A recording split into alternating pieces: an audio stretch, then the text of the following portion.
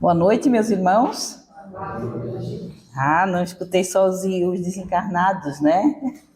Tem um colega nosso que diz assim, né? Só escutei os desencarnados. Então, antes de a gente entrar no tema se a reencarnação é um castigo, o mês de setembro, então, é falado muito, é o mês designado ao Setembro Amarelo, ou seja, um mês pontuado para a preservação da vida, para o cuidado com a vida, né, com a existência aqui no nosso planeta. E a nossa casa, né, fez um belo cartaz ali, e existem estatísticas muito importantes. Antes de eu entrar especificamente no tema castigo, né, existem estatísticas que mostram que no mundo, a cada 40 segundos, alguém abrevia sua existência aqui na Terra. Então, é uma estatística alarmante, né? E é a segunda maior motivação de morte diante de todas as doenças. O suicídio está em segundo lugar. Então, é uma estatística assim que dói na gente falar sobre isso, né? Uma pessoa abreviar a sua vida por aqui. A faixa etária dessas pessoas que cometem o suicídio varia de 15 a 29 anos. Ou seja, da adolescência ali no início da vida produtiva e antes de chegar até a 3 décadas de vida. A maior parte das pessoas que cometem suicídio são masculinos. Então, no equivalente a 100 mil homens, a taxa é de mais ou menos 12%, em comparação a 100 mil mulheres, que chegam a 5 e poucos por cento. Então, socialmente, o homem ele é mais cobrado, né? Como provedor, como família, ele tem uma cobrança maior, então ele se sente incapaz em muitas situações e acredita, então, que o suicídio, essa abreviação, pode acalentar o seu coração. As mulheres geralmente têm muitas ocupações, né, gente? Como a gente tem ocupação, a gente está sempre com muita atividade, muita responsabilidade. Para uma mulher cometer o suicídio, a taxa é bem menor. Mas voltando aqui, o tema dessa noite me foi trazido para falar também sobre esse tema. Ele está muito dentro do tema Setembro Amarelo, porque ele diz: a reencarnação é um castigo? Será que a gente consegue pensar que Deus, na sua infinita bondade, que nos colocou aqui antes de um projeto reencarnatório existente, antes da gente chegar aqui, será que Deus permitiria que a gente viesse e isso fosse um castigo? Se a gente parar para pensar nesse sentido, não faz nenhum sentido a gente estar aqui para ser prejudicado, para sofrer, para viver uma situação do qual não dá mais conta, não entende como possibilidade de saída. Então, muitas pessoas dizem: parece que eu nasci só para sofrer, né? Na outra encarnação, como a gente ouve, né? Na outra encarnação eu não quero vir homem, eu não quero vir mulher, ou eu não quero... Não, vou deixar tudo para a próxima encarnação. E é justamente essa encarnação que a gente está agora, que ela nos possibilita uma alavanca, né? A possibilidade de você se melhorar cada vez mais em detrimento das reencarnações anteriores. E quando a gente fala de reencarnação, a gente está falando de mais de uma. Nós estamos aqui encarnados, ou seja, o nosso espírito está na carne, então nós estamos encarnados, mas ao mesmo tempo reencarnados, porque não é a nossa primeira encarnação, né? Nós já viemos de tantas outras e ainda vamos passar por diversas que nos aguardam se a gente não der conta de muita coisa que planejou lá. Então, quando eu digo que se a reencarnação é um castigo ou uma bênção, nas pesquisas que eu fiz, a reencarnação, sem sombra de dúvida, ela é uma bênção e ela é um presente de Deus. o fato de a gente conseguir estar aqui e também estar aqui na casa, né? Tá tendo contato com essa doutrina tão esclarecedora diante de tantas dúvidas que a gente traz na vida. Então, a reencarnação, longe de ser um castigo, ela é uma possibilidade de você melhorar. Se melhorar a cada vez que você está aqui, a cada dia, né, gente? A cada hora a gente tenta, de alguma forma, se melhorar e dar conta de uma porcentagem do que a gente combinou de fazer quando pensou em estar aqui e foi autorizado vir. Então, a reencarnação, sem sombra de dúvidas, ela é uma bênção de Deus. Lá em João, capítulo 3, versículo 3, diz: ninguém pode vir ao reino de Deus se não nascer de novo. Então, quando em João fala isso, ou seja, ninguém pode melhorar, ninguém pode ampliar a sua alma, a sua gratidão e a sua evolução, se não nascer de novo. Então, a oportunidade da gente encarnar, desencarnar, reencarnar, o objetivo principal delas é a gente estar evoluindo a cada dia. Lógico que nós passamos por muitas dificuldades aqui, e a cada dificuldade, a cada pedra no nosso caminho é um momento de aprendizado e de aperfeiçoamento. Jesus já anunciava nesse caso aqui, nesse capítulo de João, ele já anunciava a necessidade da reencarnação, que era preciso, uma existência só já não era suficiente. Jesus em si já realizou esse processo, né, de reencarnação.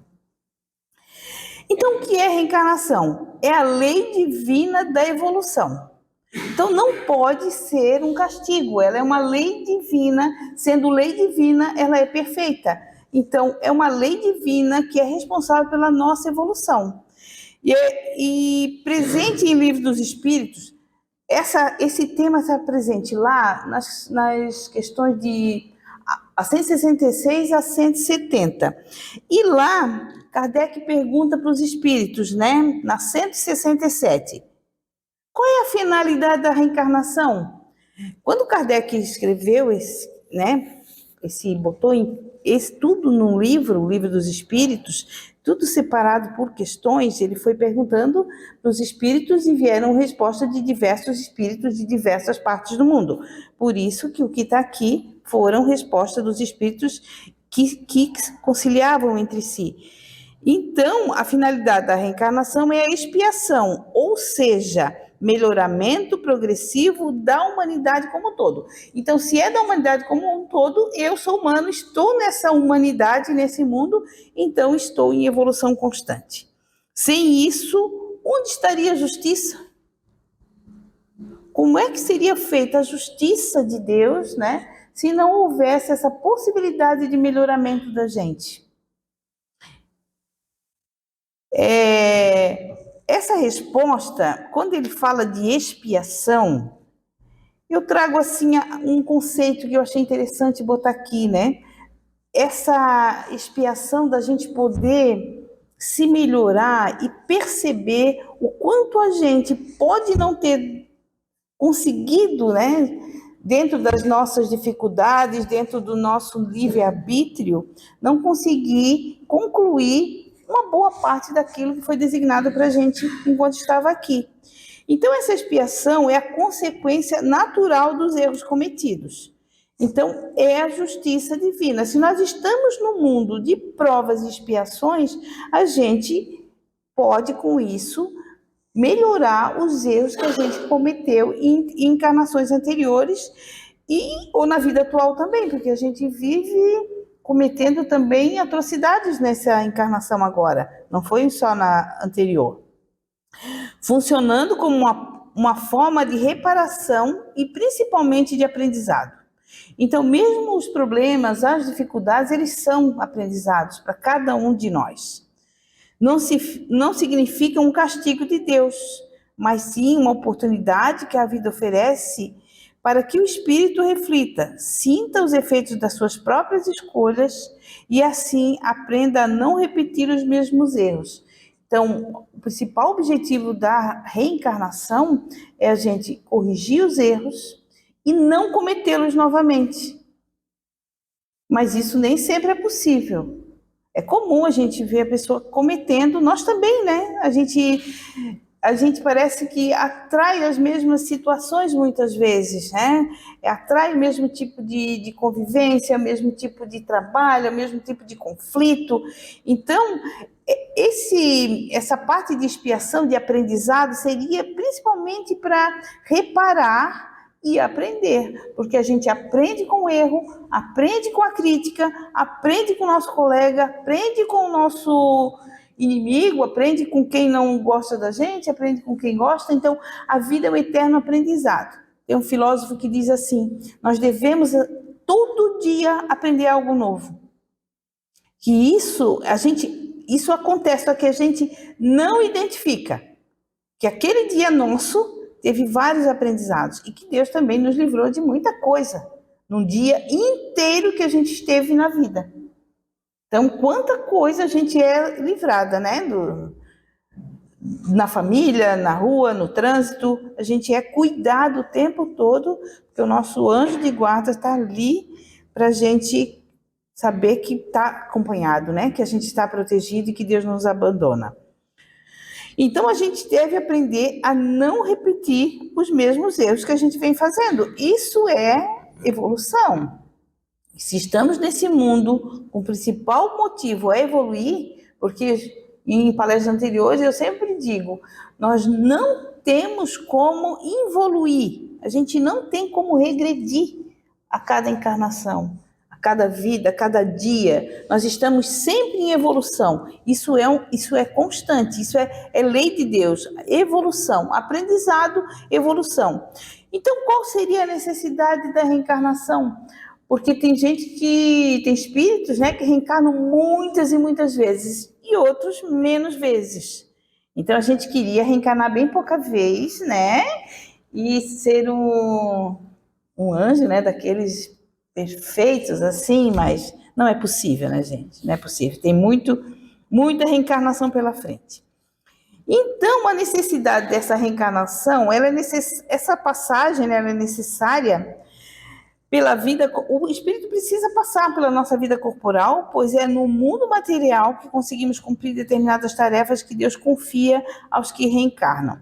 Ou seja, a gente está lá, fez um plano para reencarnar, e Deus confiou na gente, autorizou a gente a vir, deu tarefas para a gente cumprir, porque já não havia cumprido em outra encarnação. Deus confia na gente, deixa a gente vir,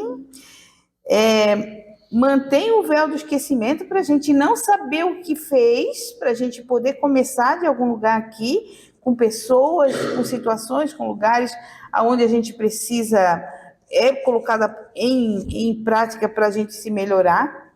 E a gente não lembra, ainda bem, né? Já pensou se a gente lembrasse do que a gente fez? É bom nem pensar, né? Tem até uma parte do Evangelho que Jesus diz: quem não tem pecados, que atire a primeira pedra, né? Nessa passagem, Jesus parece que escreve no chão, né? Os pecados de cada um. Eles têm uma parte que é isso. Eu fico imaginando Deus escrevendo nossos pecados lá, né? Porque Ele sabe, né? Ele sabe. Às vezes a gente até quer meio que mascarar, mas se a pessoa escrevendo os nossos pecados lá, assim, para todo mundo ver, que situação, né? Então, por isso que a gente reconhecendo nossos erros já é um processo evolutivo bem importante. A gente tendo acesso a Deus, a doutrina, a oração, a prece, é um processo da gente de evolução constante. Sempre que você puder, tiver um tempo, esteja em prece, que é a melhor forma da gente entrar em contato com Deus e seguir esse processo evolutivo. Quais são os benefícios, então, da gente estar reencarnado aqui e não ser um castigo, não considerar isso um castigo?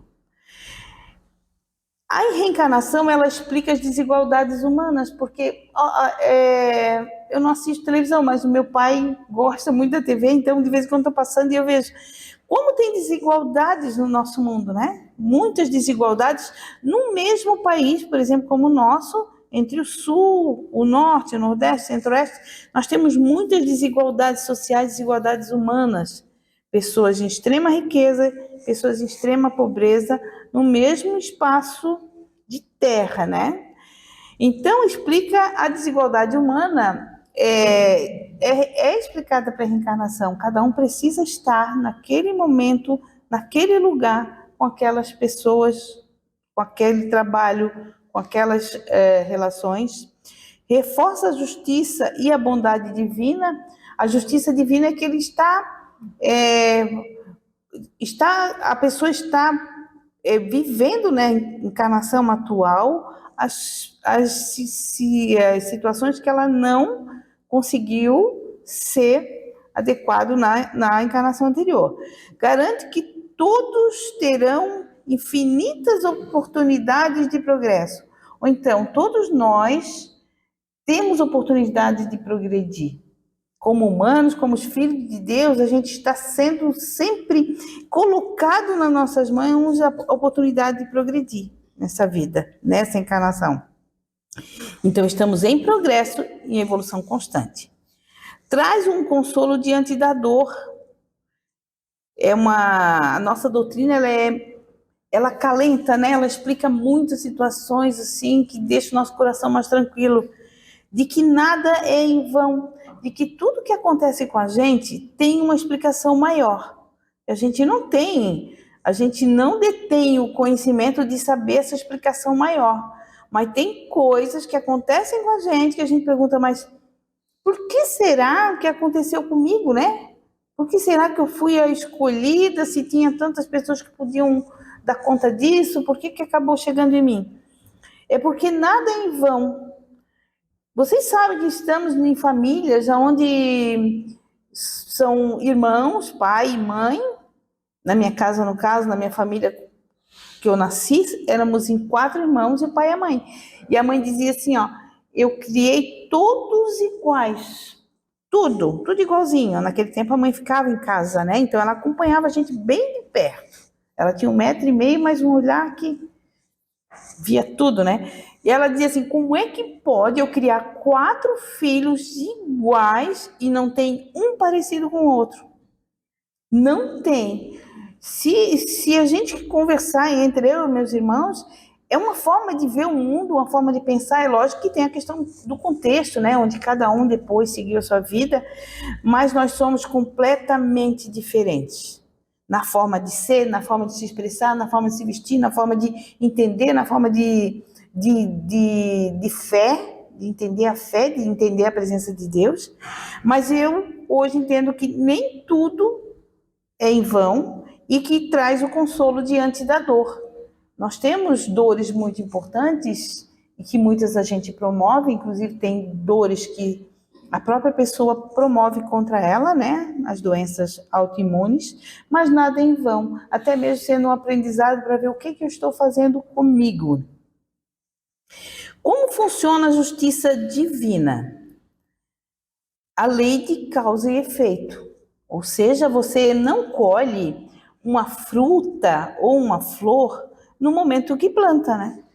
Você encontra uma mudinha ou uma semente, planta lá. Você tem que aguardar aquele desenvolvimento todo para poder, então, ter acesso àquela fruta ou àquela flor. Então, se você plantou frutas, não tem como você colher outra coisa que não seja isso.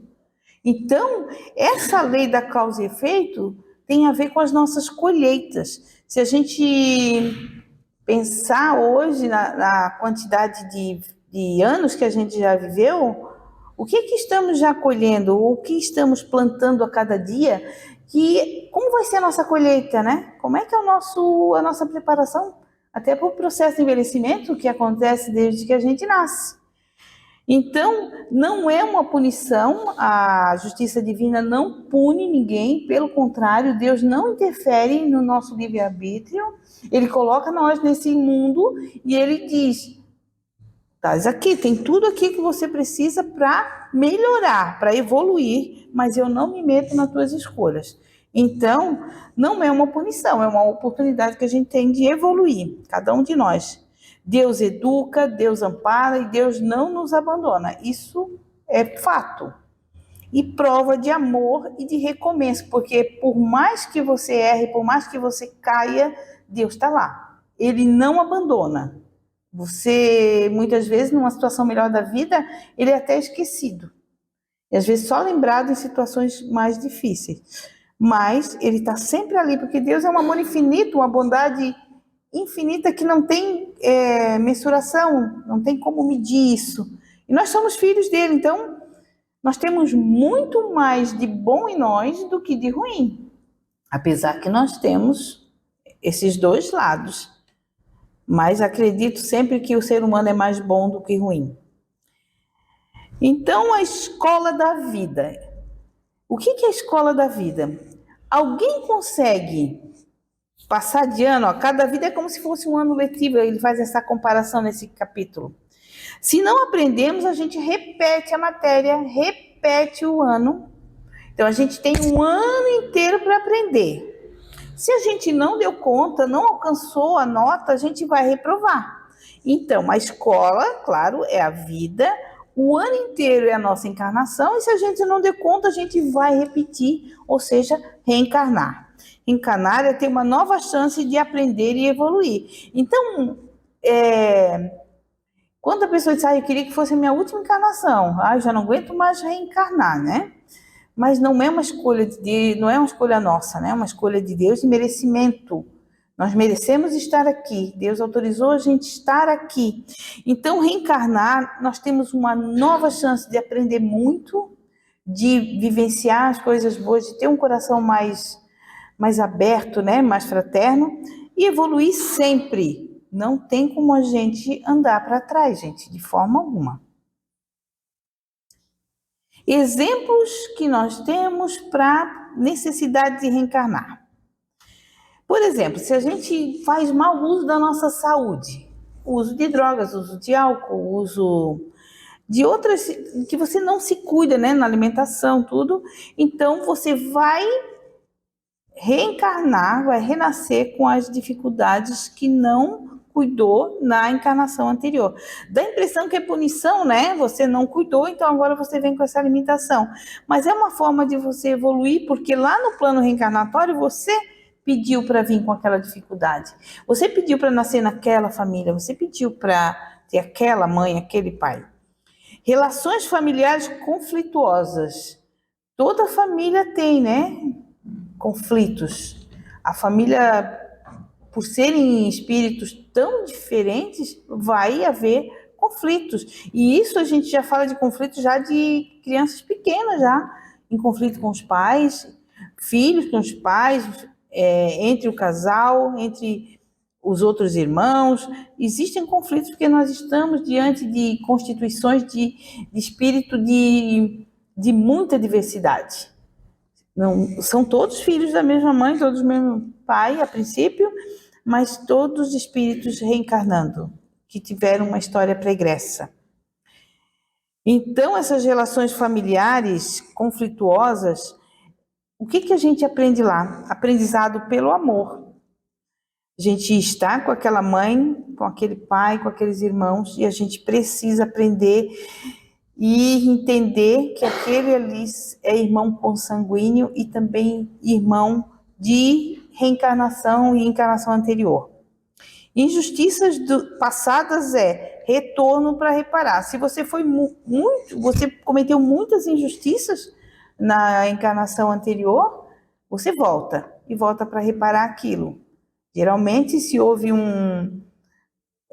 você cometeu um suicídio ou se cometeu um homicídio, você volta próximo, né, daquela pessoa que, de alguma forma, com algum vínculo com aquela pessoa que causou o mal. E sobre o olhar do Evangelho, então, a gente retorna ao olhar de João, que eu falei anteriormente, porque renascer em espírito e verdade, Cristo pregou a renovação e misericórdia. Então, é preciso renascer, é preciso reencarnar. E cada vez mais tem muito mais espíritos para reencarnar do que para desencarnar. Porque cada vez mais as famílias estão com menos filhos, menos oportunidades desses espíritos reencarnarem. Mas a cada um que possibilita essa oportunidade, chega mais alguém por aqui. Sobre a reencarnação, é bênção e não castigo. Ficou claro para vocês? Sim, que a gente não está aqui, Deus não colocaria a gente aqui para ser castigado, né? Que Deus, ele não tem ele é tão perfeito que ele não teria esse desejo de colocar um filho seu no mundo para castigar. Ele permite aprender, reconciliar com os seus, os que você cometeu alguma atrocidade em encarnações anteriores, e principalmente evoluir. E é o caminho para a perfeição, porque um dia todos nós seremos perfeitos, só que a gente não sabe quando. Mas por isso que a gente está nessa caminhada que ainda falta muito. Então, segundo o Espiritismo, cada existência é uma nova oportunidade de evoluir. Então, jamais seria uma forma que Deus tinha de nos punir ou de nos castigar. Nós estamos em oportunidade de evolução constante, Deus coloca isso na nossa vida, deixa muito bem claro.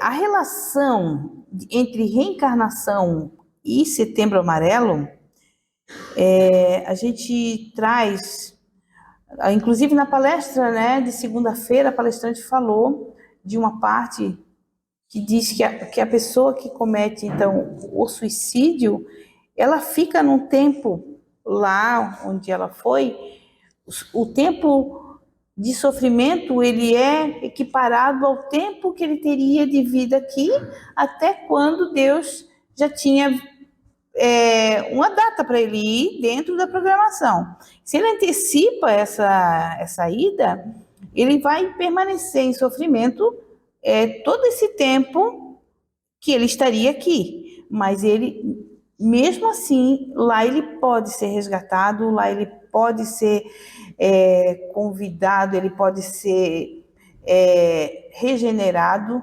e melhorar essa condição. Então, a abreviação aqui da vida nessa encarnação, ela não traz nenhum benefício, e sim um maior sofrimento daquela pessoa que não tem o conhecimento da eternidade da alma. E o sofrimento permanece por um tempo bem estendido do outro lado, principalmente porque ela não, até se dá conta de que, de fato, ela não morreu, né? Ela morreu o corpo aqui, mas, de fato, ela fica lá num período de sofrimento bastante longo. Então, a reencarnação nos convida a compreender a vida como uma jornada contínua de evolução. Já o Setembro Amarelo nos lembra da importância de cuidar da nossa vida, dessa vida presente, prevenindo que dores momentâneas levem a decisões irreversíveis. Às vezes, o que acontece são decisões assim, a gente chama de intempestivas, né? Surgiu uma situação muito difícil e antes que essa solução possa acontecer, a vida já é abreviada. Então, sempre que puder, tiver com algum problema, alguma dificuldade, procurar a ajuda de alguém. Sempre que a gente fala para alguém de algum problema nosso, parece que fica mais leve, não fica? Ali no cartaz tem o contato do CVV, que é 188, Centro de Valorização da Vida. Atendimento 24 horas. O CVV no 188, ele tem pessoas lá que fizeram o treinamento e que tem uma escuta muito sensível a respeito das dificuldades da vida. Você não liga para lá só para dizer que está com vontade de não viver mais. Você liga para lá para falar sobre qualquer coisa que esteja incomodando você. As pessoas de lá estão preparadas para a escuta. E elas não têm pressa de desligar a ligação porque tem outro para atender. É uma escuta seletiva, de fato a pessoa está com você e ela vai estar dando as orientações necessárias para aquele caso que você está trazendo, para aquela situação, encontrando soluções. A gente chama isso de flexibilidade cognitiva, ou seja, diante de uma situação muito complexa, você encontrar soluções. E uma das soluções que pode ser encontrada é ligar para o CVV, que é o Centro de Valorização da Vida, que pode estar ajudando muito, tem salvado muita gente do suicídio, porque às vezes o suicídio é só um pedido de socorro, é só um pedido de ajuda, e é só momentâneo, não é tão... Quando conversa assim, divide isso com alguém, fica mais leve, encontra situações, encontra alternativas e a vida segue, porque nós não temos assim, o poder de tirar uma vida de que foi Deus que nos deu. Então só Ele teria, né? Ele sabe a hora da gente ir. Mesmo quando é uma morte acidental, como um acidente, aquela era a hora de ir. Então, juntas, essas visões reforçam o valor sagrado da existência e a necessidade de esperança, acolhimento e amor. Então, o Setembro Amarelo, ele foca, é mais falado agora no mês de setembro, mas ele é um tema para se falar durante toda a vida. Nós temos estatísticas aí, essas estatísticas, esses números que eu falei, eles não fecham, né, Jefferson? São estatísticas, hipóteses, né, de estatística, porque não tá, cada pessoa que cometeu suicídio vai direto com a estatística e isso é preciso. Não, é um lugar onde não se tem acesso completo. Muitas pessoas deixam algo escrito, isso também não é divulgado, porque as razões são muito individuais e também podem ter um incentivo, né? Então, por isso que não é divulgado as cartas que as pessoas deixam. Muitas deixam porque a maioria dessas pessoas está num processo depressivo importante e não encontra saída, mas faz um planejamento e deixa a carta lá, algo escrito para alguém, ou para a família, ou para quem quer que seja. Então, a valorização da vida, saber que a gente está aqui, que a gente tem um propósito, Deus colocou a gente aqui por algum propósito, gente. Ele não deixou nós aqui perdidos, soltos nesse mundo. Tem um propósito. Às vezes a gente ainda não achou esse propósito. E às vezes ele está muito próximo e a gente não vê. Mas o propósito de estarmos aqui tem um sentido. Não é estar aqui por acaso. Muito obrigada pelos olhares, pelas reflexões que cada um vai levar à sua maneira para sua casa. Agradeço imensamente a presença de cada um de vocês e que o anjo de guarda, né, que trouxe cada um até aqui, leve em segurança e que estejam sempre aqui conosco, são sempre muito bem-vindos. Boa noite e que assim seja.